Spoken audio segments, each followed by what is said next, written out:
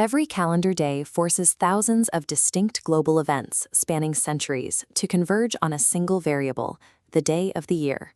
We can examine how we manage this volume of data by looking at the scraped user interface and text of a specific Wikipedia page, July 7. At a casual glance, this page appears to be a simple chronological list of historical trivia, a collection of unrelated facts sequenced from top to bottom. The localization metadata at the top of the text indicates the global scale of this collection, with this exact page structure existing across 196 different languages. Beneath this multilingual surface, the page operates as a rigid machine designed to parse historical time. The Wikipedia date page does not function as a traditional historical timeline. It operates as a strict cross-sectional database query. In information science, an ontology is a method of categorizing and labeling abstract data to make it searchable and retrievable. Deconstructing the text of this page identifies the internal logic of Wikipedia's temporal ontology. Two primary architectural mechanisms govern this space: entity classification and asymmetrical epochal bucketing.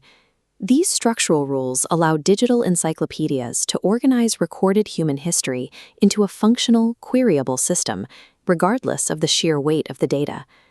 We begin with the table of contents block, which serves as the foundational schema for the page. The primary structural division, the y-axis of our database, categorizes all historical records into three mutually exclusive entities: events, births, and deaths. The events entity captures standalone historical occurrences. For example, the text catalogs the 1959 astronomical anomaly, where the planet Venus occulted the star Regulus. The system separates these occurrences from biological lifespans. The births category tracks human entry points into the historical record, such as the 1860 birth of Gustav Mahler. The deaths entity mirrors births, completing the biological data loop for the individuals cataloged within the system. Isolating unique historical occurrences from human biological markers is the critical first step in making a chronological database functionally queryable. Inside the table of contents block lies a secondary nested logic. Each primary entity is divided into three identical subsections: pre-1600, 1601 to 1900, and 1901 to present. These subsections form the x-axis of the database. This sorting mechanism is defined as epochal bucketing. Note the mathematical asymmetry of these three time buckets. The first bucket, pre-1600, is designed to catch over a millennium of sparse, infrequent data. A specific isolated data point from this era is the birth of Eudoxia Epiphania in 611 AD.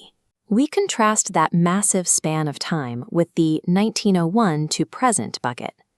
This narrow slice of the x-axis is forced to contain massive amounts of data representing just over a century.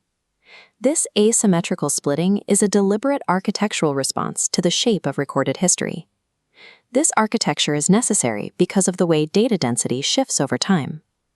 The proliferation of mass media and global record-keeping during the Information Age created a massive spike in verifiable historical events. In 1930, density hits the July 7th dataset when construction began on the Hoover Dam. 16 years later, Howard Hughes nearly died when his aircraft prototype crashed in Beverly Hills. By 1958, President Eisenhower signed the Alaska Statehood Act into law. In 1981, Sandra Day O'Connor was nominated to the Supreme Court. And in 1985, Boris Becker won Wimbledon at age 17.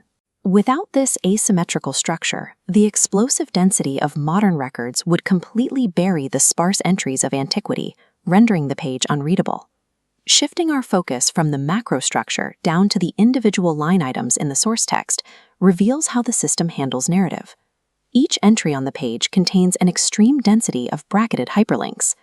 The literal text of the July 7 page contains almost no intrinsic narrative. It states the core fact and relies entirely on external links to provide historical context.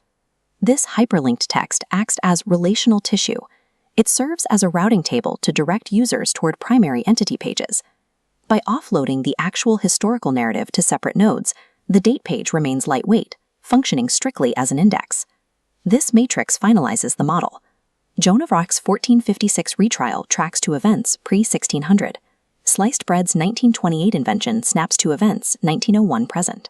Boris Johnson's 2022 resignation shares the same modern coordinate.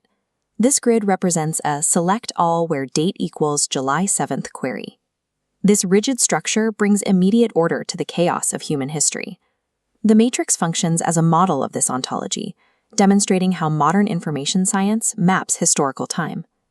This technical logic serves a clear purpose. The system must resolve the imbalance between the scarcity of ancient data and the overwhelming volume of the modern era. Enforcing strict entity classifications prevents categorical overlap, keeping human lifespans distinct from global events. Asymmetrical bucketing normalizes data density, ensuring that thousands of years of human history remain equally accessible on a single page. Wikipedia engineers a scalable architecture capable of parsing the entirety of the human timeline into predictable, searchable, and manageable units.